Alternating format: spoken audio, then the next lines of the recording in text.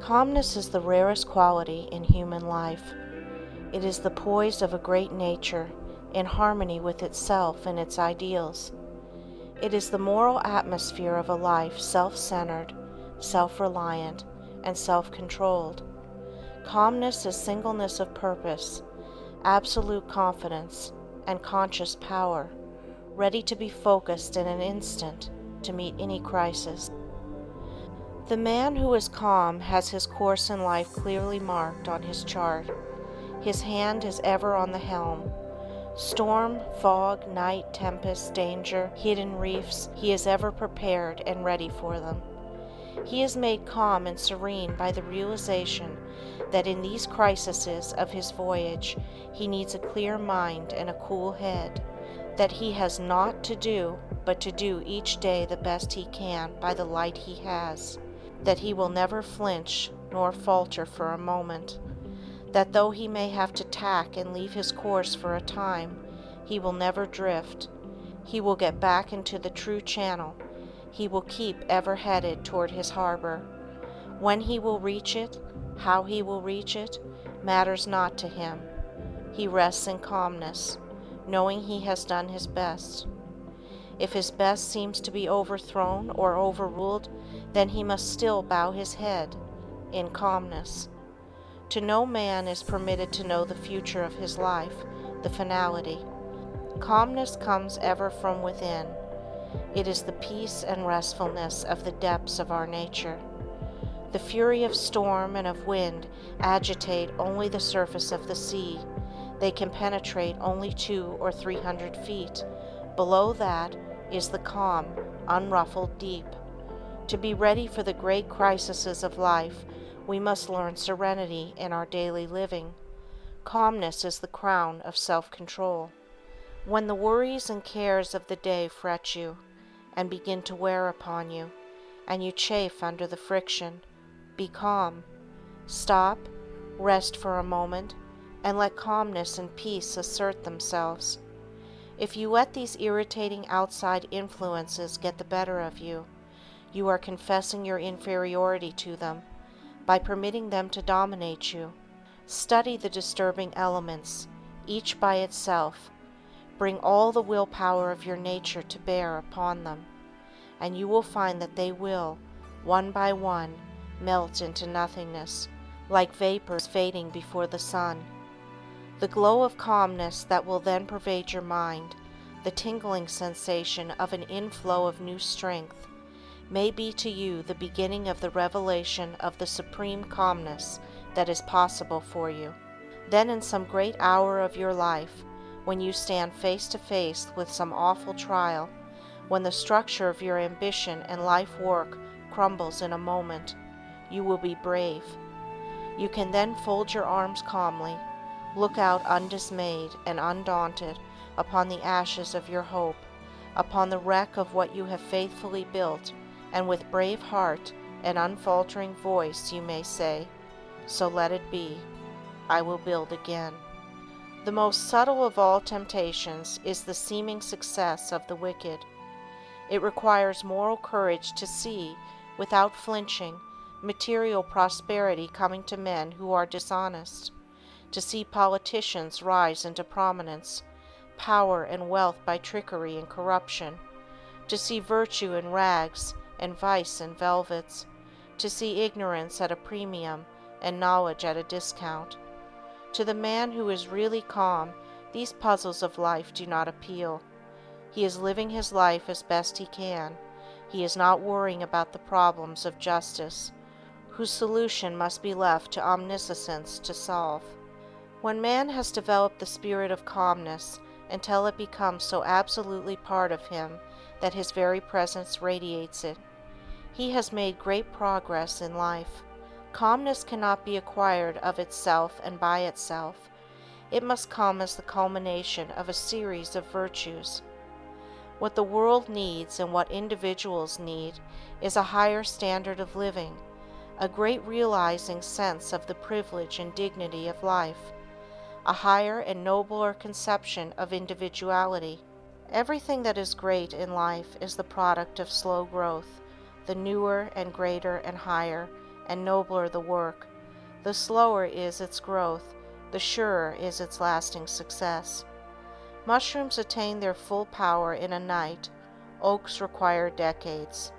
A fad lives its life in a few weeks, a philosophy lives through generations and centuries. If you are sure you are right, do not let the voice of the world, or of friends, or of family, swerve you for a moment from your purpose. Accept slow growth if it must be slow, and know the results must come, as you would accept the long, lonely hours of the night, with absolute assurance that the heavy leaded moments must bring the morning. Let us as individuals banish the word hurry from our lives.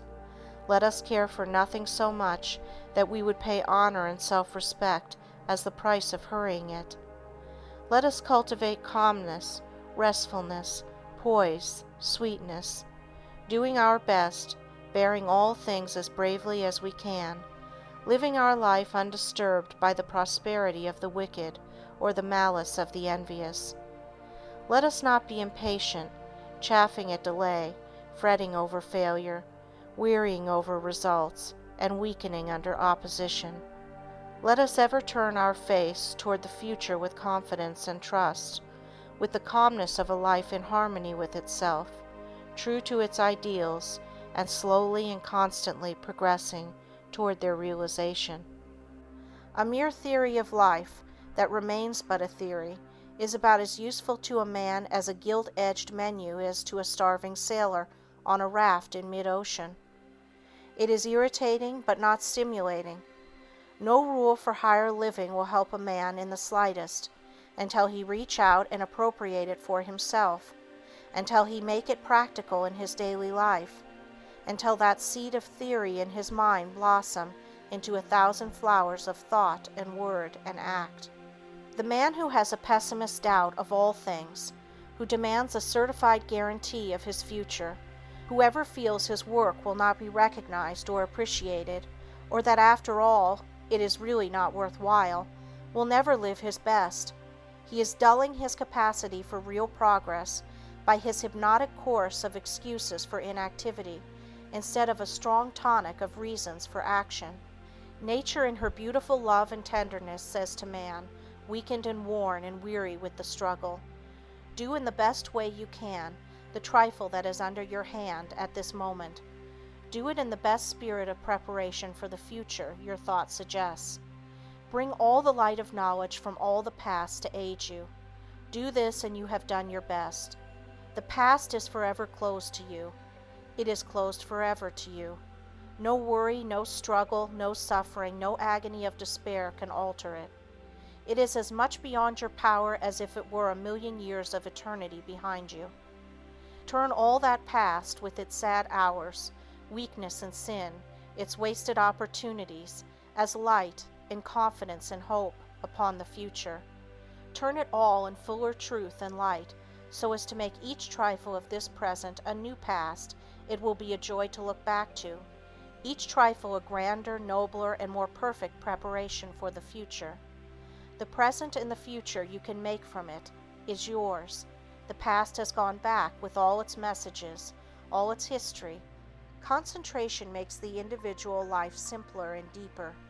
It cuts away the shams and pretenses of modern living, and limits life to its truest essentials.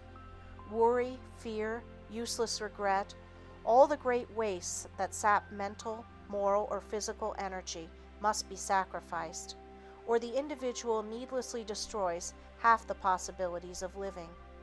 A great purpose in life, something that unifies the strands and threads of each day's thinking, something that takes the sting from the petty trials, sorrows, sufferings, and blunders of life, is a great aid to concentration.